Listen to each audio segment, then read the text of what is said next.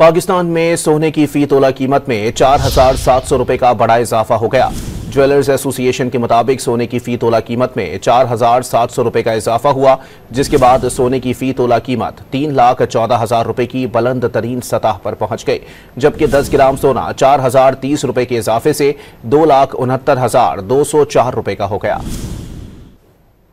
पाकिस्तान में सोने की फी तोला कीमत में 4,700 रुपए का बड़ा इजाफा हो गया।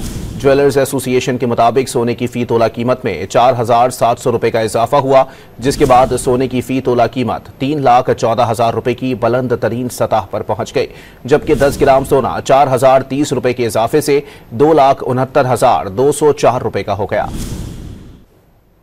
पाकिस्तान में सोने की फी तोला कीमत में 4,700 रुपए का बड़ा इजाफा हो गया।